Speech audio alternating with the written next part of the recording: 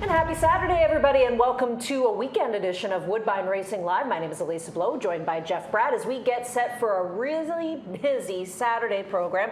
10 races in store for you. Beautiful racing conditions. It's a little hotter, though, than what Robert pointed out. I mean, with the Humidex today, we could be into the 40s again. Yeah, it's going to be a toasty one today for sure. So all heat protocols have been put in place. There's a lot of water stations out there, and you'll see a lot of grooms coming over with ice buckets as well. And make sure you keep your co-hosts hydrated as well. That's right. If not, he becomes very cranky. That is not a good thing to see. But yeah, the stake race today, we have the defending champion back in it, that being Gallon Ruckus, and a lot of American invaders, Gallon Rush, pardon me, yep. And then you have a lot of American shippers coming up, and then Cassie's well represented in that race too. Cassie's got a 2-year-old coming up at Saratoga that opens up at 2 to 5, so maybe that could be the start of a good day for him. Could be. So race number 9 will be the Grade 3 Hendry Stakes. Couple of things to talk about yesterday before we get into today's program. First of all, we only had the 7 races yesterday. The first race was declared a no contest. We'll talk about that in a minute. But first, we do want to congratulate Conditioner Joe Russo, Sarah Ritchie, and Krista Cole, all with their first winners of the season. No, Krista, Did that she was have her second. Yeah. That was her second. Yeah, sorry. Second, so Sarah Ritchie and Joe Russo with their first winners of the season. So nice to see those individuals having some success, and favorites were around 29%. And Rafi, he had a good day at the office. He's picking up a lot of opportunities here today as well. So, Rafi's one of the veterans in this room. I remember when Rafi first came here to ride the plate, and that he said, well, let's move the family here, and he really hasn't looked back. And now he's an honorary Canadian. He is, he is. I think his son is now going to high school, his eldest son, so yeah, no, it's crazy how time flies. Time really does fly. Now, yesterday we talked about this just briefly. The first race on the program did have a major incident in it where Emma was unseated right out of the gate, and the way she went down, Jeff, it didn't look good at that stage. And, something else we saw that I have never really seen before at the races is that because it was a mile and a 16th and we couldn't move Emma because you just can't move somebody like that, and we called the race off. We had to get our outriders out there to try and catch as many horses and wrangle as many people as possible. Plus we had a loose horse on the track. Our gate crew created a human shield around Emma Wilson to care for her, and it caused a delay. Obviously caused a lot of emotional distress for a lot of people here because Emma's just come back from that horrible injury that she had last season, but there's good news. Yeah, there is good news. I was actually texting her this morning. She hasn't lost her personality, I'll tell you that much, because she was saying, I went down pretty hard onto the all-weather surface, and she says, I don't really look that great. I look a little banged up. I said, well, you're like me. You have a face for radio now. No! So she's a little bit banged up. She's maybe going to take today and tomorrow off, and she might be back with us coming up on Thursday. Yeah, she can take her time. Yeah, absolutely, because you know what? I think, and obviously she got the look over at Sunnybrook, which is great because they do a tremendous job at that hospital. But with her history, you've got to double and triple check that. But the big thing now is I find it's not necessarily today, it's tomorrow. I know. That's when you might really say, oh, I'm kind of really more jarred up than Once I thought. we switched to the synthetic surface a number of years ago, that was one of the things that we heard from a lot of riders that did go down in races, was that it didn't hurt automatically, but it certainly hurt the next day. And I think it's because when you go down, there's no real bounce to it at all. You just hit that surface and you hit it hard.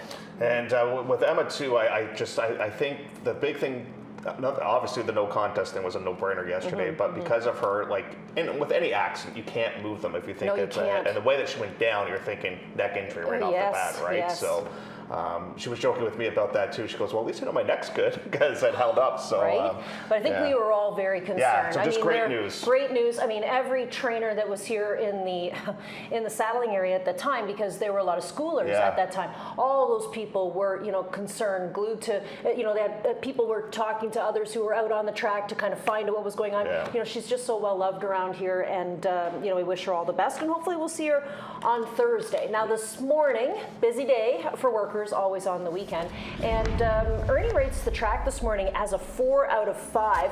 Once again, favorable position inside. It's been the place to be basically all year long. I think only once we've seen him say that horses on the outside were able to do okay in their works. Kentucky Bill is one that caught his eye. This is a gate work in 47 and 4 for Bill Theranis. Now you look this one up, Jeff. This is a frosted. Didn't pay a ton of money for this one, but Sahin Savachi was a board. That is another interesting thing too. The fact that Sahin now. I don't know what happens, like, because I know Emma sometimes rides for this barn, so I don't know if maybe Savatgy just picked it up or Savatgy was always planned to work the horse or not. But it is kind of interesting that it's the same rides. And it is interesting that you get a Frosted for that cheap too. So, but the fact the horse grabbed the attention of the clocking team, I think, is a good sign. You and I were just touching on the amount of success too that Theranos Barn has had with 2-year-olds so far this season too. Last he's done year extremely well. especially. Yeah, but he's spotting them well. They're ready.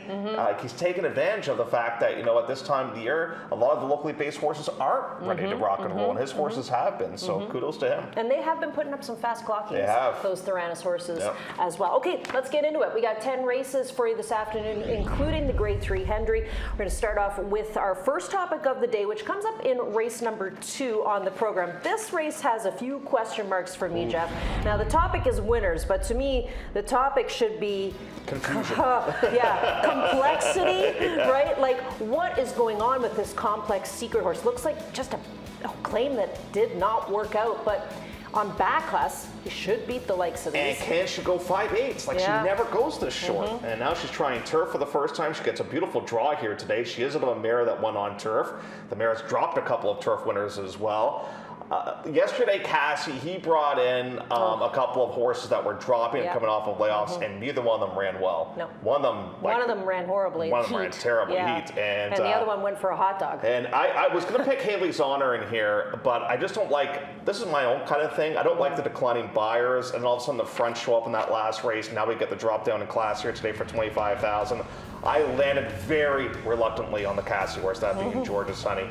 But I hate to have totally non-opinion in a race like this. But if I'm playing the pick 5, this is an all burger for me all day long. Me too. And I landed very reluctantly on the one Complex Secret. So, you claim a horse from Kenny McPeak for $62,000, and now we find the horse here for just 25,000 Canadian. So they're going to take a big hit on this one, but we'll get a look at her in the paddock and see what she's all about. I don't even know that, often when I'm so lost, I always say, well, maybe the tote board will give me some clues. I don't even know if the tote board's going to give us clues in that race. Well, I'll tell you what, the works give me some indication that this one is going to be okay, because, you got to work in 46 on May the 15th, but then she didn't work again until June the 7th, and when she did work, she worked in 47. So at least, even though it's not a lot of works to take a look at, they are fast.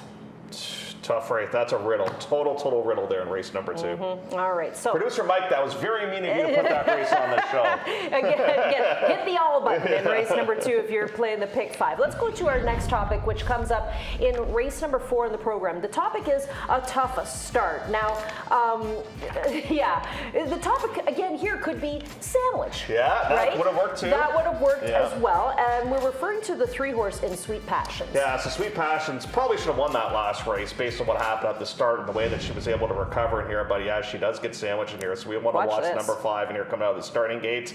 And we'll show it to you a couple of times. One regular speed and one slow. Just talking about mind your own business. And it's like when you're on the 401 and you got 2 guys changing lanes. One from your left, one from your right. You're like, hi, I'm here. And, lay on the horn. And just boom. Yeah. That's a tough start. And now you get a massive recovery in here, and you lose to a horse that's never lost before, in Dolce Fortuna, who got to the wire just in time. But what a massive recovery from this horse in here. It was at 6.5 furlongs. We're going to go 6.5 in here.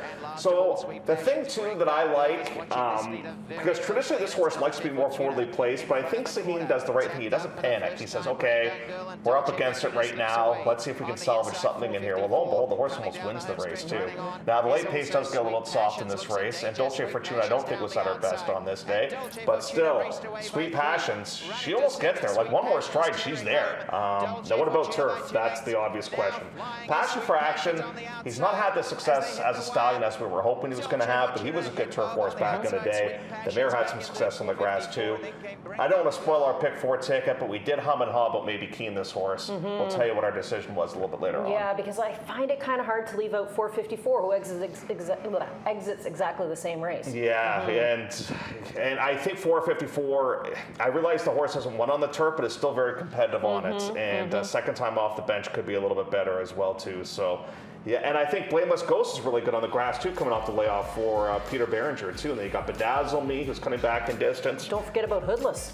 Yeah, what do you do with Hoodless? Great point. What do you on do the with outside. Hoodless, right? Because the horse broke her maiden for only $25,000, and then she came back to win the non-winners at 2 quite under Pietro, it's hard to leave these, the Tard horses off of your ticket. But again, we just don't know what she's going to think about getting onto the turf either. Right, and the only thing too with her list is I don't know how tough a 40 that was because we beat bedtime in that race, right. And so I just don't know how tough that was. But the horse is good right now, 2 in a row, can't really knock her all that much. I got to tell you, it's not an easy sequence for the early pick 4 today. We really did have to go back and forth to try and come up with a ticket, and we like to keep it cheap by putting in a key, but finding a key was not exactly an easy feat today. Let's go to our third topic, which is Lily.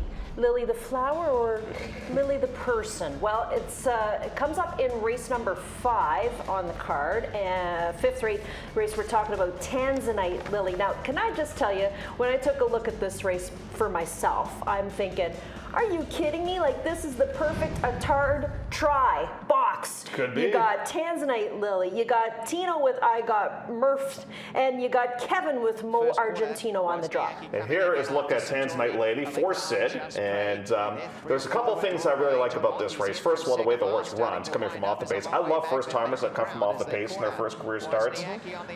Because, as I say often, speed is great, but I want to learn something in my first career start. And now we're kind of going towards the outside in here, and here we are right here. Now we're going to duck towards the inside. So I like the way this horse runs, but I think the reference to winner is good too. Wozniacki came back to finish a very respectable 3rd against winners too. And the fact that we got to finish in 2nd, I kind of like that too. Austin was going to town on this filly as well, making her work for it. And it was a good run too with Tanzanite Lady. So listen, you could be right about the Atards. And my pick in this race is purely a Ernie pick, because I remember, might have been back on June the 28th when Naughty Destiny worked on that day, made it onto our Clockwork Report horse. And I realized this horse has not done that much down the States, but maybe get onto the all-weather surface, Naughty Destiny might be able to do some damage in a bit of a number. Yeah, so it's again, you take a look at, say, a horse like I Got Murphed. I like the slight cutback for this horse here today. Debuted at 7/8 of a mile, and just kind of got a little leg weary in that first lifetime start. Now we get the slight cut back to 6.5. That could be right up her alley. Yeah, and I like the fact you get the comeback work as well. I think that's a big time plus on June the 20th. We get Pietro aboard in there too. So I like that one. I like Tanzanite Lady a little bit in here, and so even the other Kevin horse, the 5 with the blinkers coming off, you get into a way easier spot here today. Exactly. So that's why I think it's an Atard It could be. It could very well be there in race number. We've probably had that happen at some point in Woodbine history. There's so many that we've had over the years, right? But still, I'll be watching for that. You know what else I find interesting? When Pietro goes to Tino's horses instead of Kevin's horses. Now, I get that they've still been trying to find the right person for Mo Argentino, but they do use their other top rider in Hernandez. And that's a split of race number 6 as well, just so everybody knows. So let's go to race number 6, because the 6th race is the late pick 5, where this begins. And, okay. Well, first off, I think some people are going to get sucked back into this Just Pray horse. Me? That's all me. Right? And we know she's a bit of a nutso, right? She's a lot. She's a lot of nutso, right? She's cheese and crackers, and she had been scratched twice, like leading up, and then and I mean, like, she is like. Ooh, like it rhymes with witch. Like when she's at the gate. Even during the race, her tail was straight out. Sorry, like when I saw her run the first time, I'm like, all this hype for that? Yeah, she was sour. She was not happy. I'm not into it. But I think Ernie's made this horse a clocker horse today. I'm going to try and beat her with Spun Around for Stu Simon, because I think Spun Around got onto the Lasix last start out and really moved up. That's the only reason I'm giving Just Pray another shot is because of Lasix. Yeah. But you might be able to get the pie in my face by picking Just Pray again in here, but I'm going to go in that one's direction. Now, Silent Strike's a little bit interesting here. That's where Ron's going to go. So Silent Strike, this was a horse that you and I were chasing for a long, long time, and I think Roger said, enough's enough, I'm going to sell the horse. Yep. So he sold the horse to John Corrigan, who got off to an unreal start at the start of the meet. Now it's really quieted down since then, but look at the work. 46-4 getting ready for this engagement here today, so that's a little bit interesting. You got the Brooks brothers with Monty Zinn. That one looks pretty good. A 4-year-old first-time start for Catherine, and then you've got your horse as well, that being Spun Around. Now we know the difficulty we had with our pick 4 ticket. It's like where do you go with a great deal of confidence to find a key. I think the thing is today, for the first time in a long time, you and I don't really agree on a lot of horses. Which is good. Yeah. Exactly. It tells you, how difficult this card is for today. Let's go to our next topic, which comes up in race number 7, and it's the non-winners of 2. Now, we're going to go 6.5 on the EP Taylor Turf course. We're in lane 4. Turf is going to be in perfect condition for you this afternoon as well. This race is good because you have horses like this Kevin Attard horse, the French bred, who was second in the debut here on June the 7th. You've got Shotgun Wedding coming in off of some good efforts and gets back onto what I think is her preferred surface. And you'll hear an interview too that we did yesterday with Jamie Begg about Shotgun Wedding and what they're doing here today and what the future looks like for her as well. I think she's a pretty nice filly. I think they're going to make some money with her. She's done really, really well, and I'm with you. I think she is good on turf.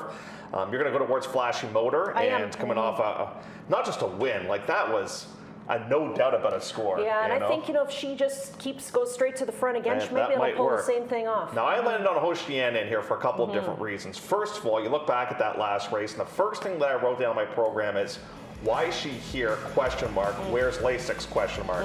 Now the Lasix shows up. So she could run a little bit better here today. She ran fine last time out, finishing the second place position. Now she gets to put back-to-back efforts together in here.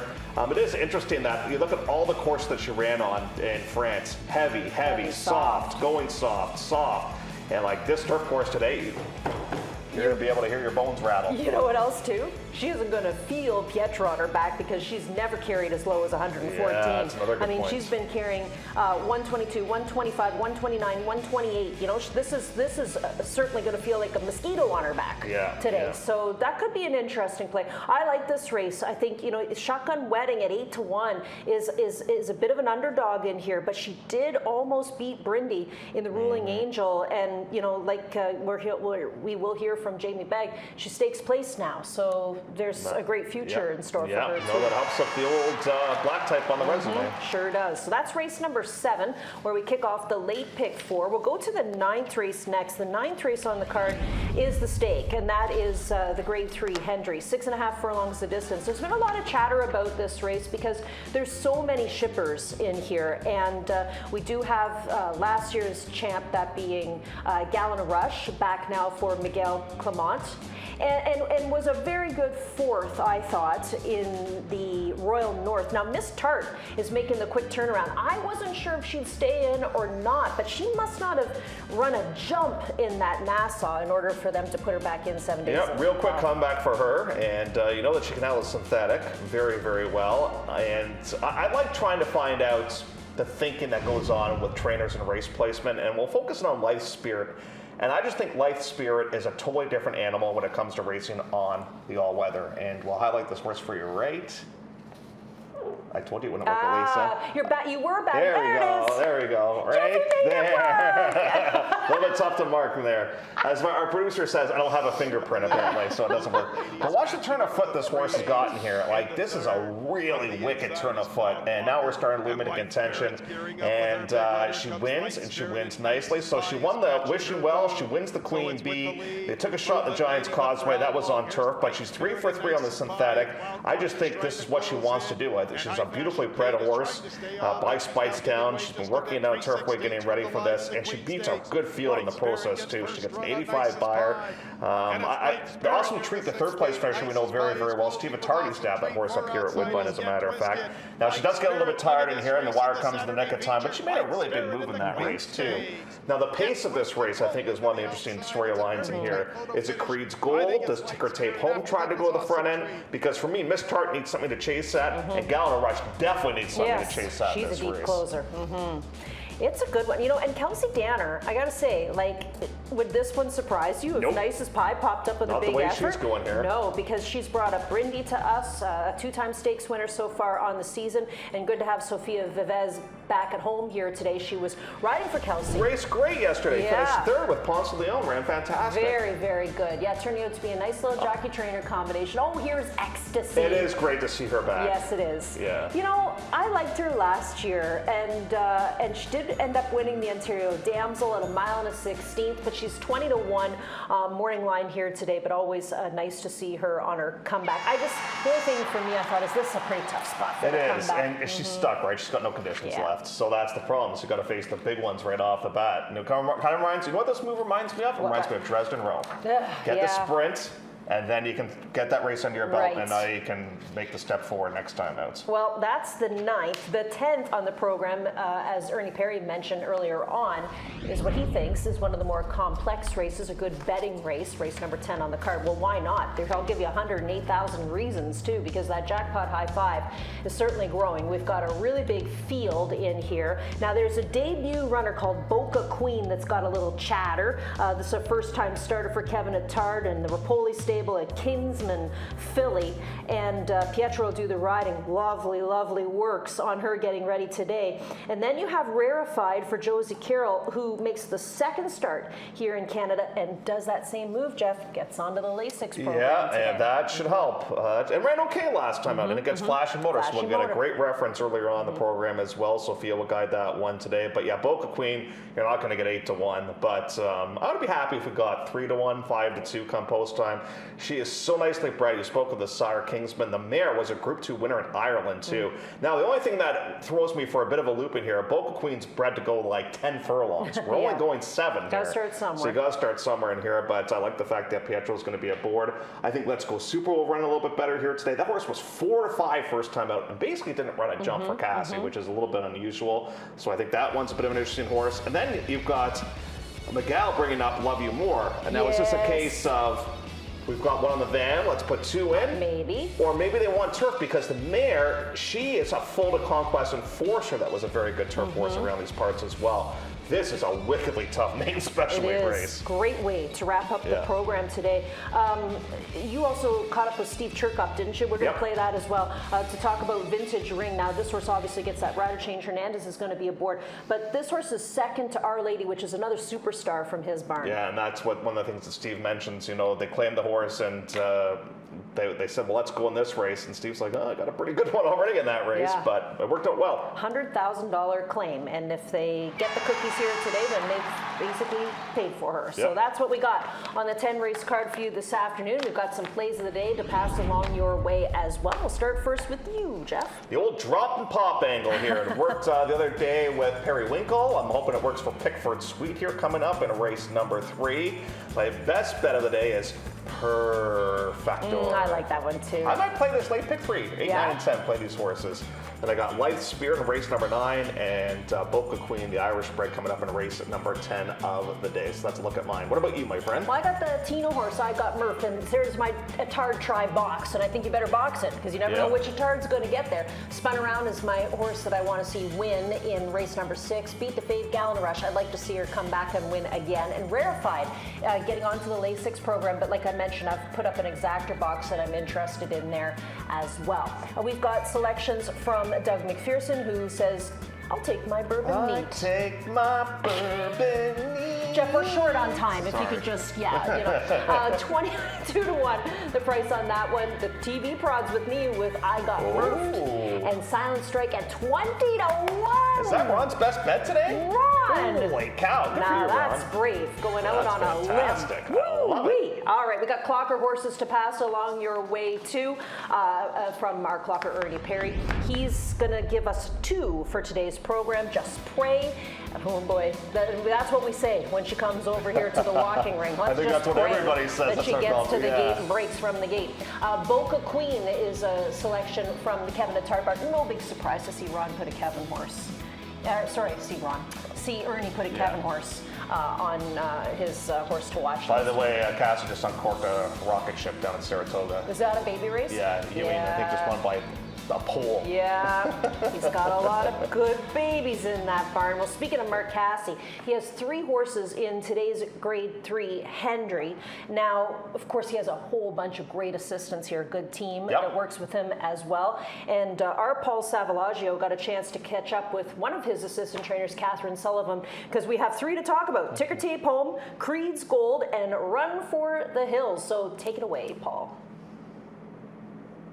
Here with Catherine Sullivan, assistant trainer to Mark Casse, sending a trio of fillies and mares into the Grade 3 Hendry Stakes this Saturday. You know, Catherine, let's start with Ticker Tape Home, the winner of the 2024 Grade 3 Seaway, now heading into the Hendry.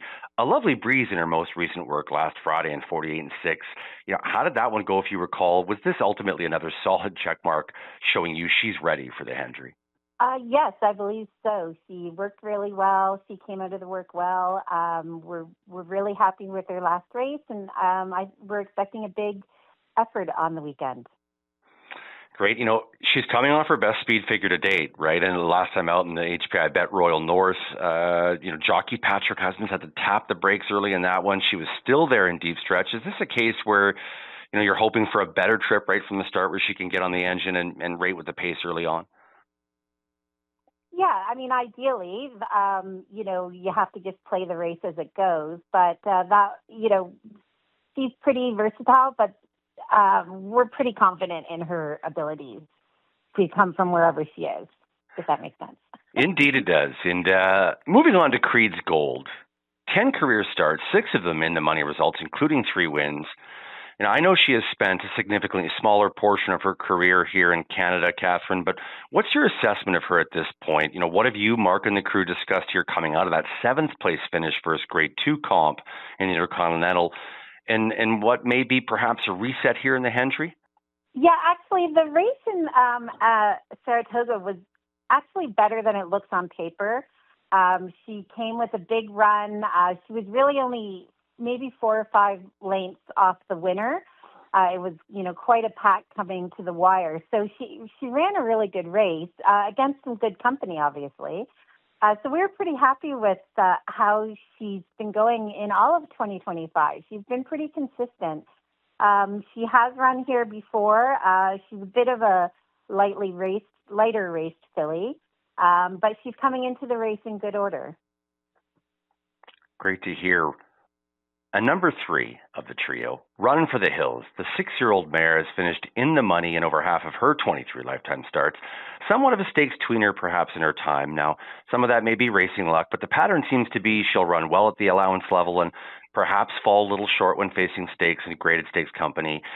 Team Casse again seeking her first stakes win here after a nice outing versus allowance company. Hope springs eternal. Catherine, what do you think? Absolutely. She's a pretty accomplished mare. She's got a pretty good bankroll, even without some of the bigger wins. But she's just a lovely horse. She'll try every time. We're expecting her to come with a good run. We really like the way she was in her last race at Churchill. Yes. She was second and then promoted to the win, but she did come with a really nice run. Well, great racing luck on Saturday, and we'll watch with interest, Catherine, and take care. Thank you so much.